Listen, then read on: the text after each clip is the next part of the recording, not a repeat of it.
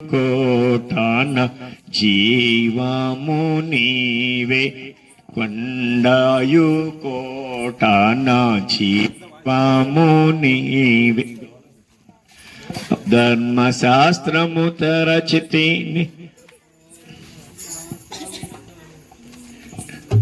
ధర్మశాస్త్రము తరచితేనే ధర్మశాస్త్రము తరచితే తరచి అమర వాక్కు భుజించితి తరచి అమర వాక్కు భుజించితి అర్పింతును స్తుతి బోళము దేవా కొండాయు కోటాన జీవము నీవే నా కొండాయు కోటాన జీవము నీవే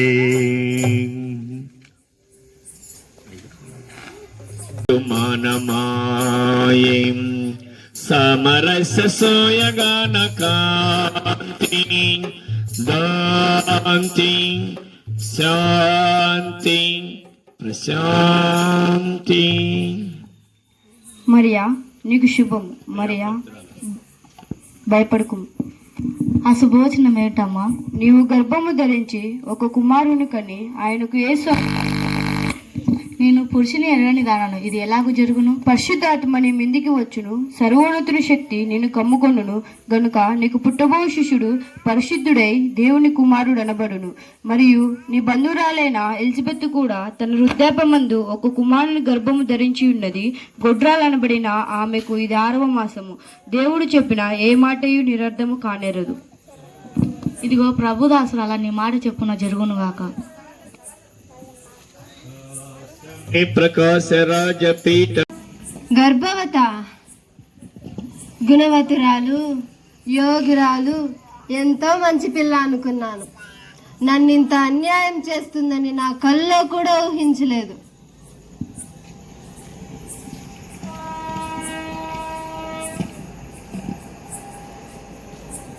చిచ్చి, ఆమె బ్రతుకు ఎట్లున్నాను నాకేమి, ఇతరులను అలా అవమానపరచుకుదా.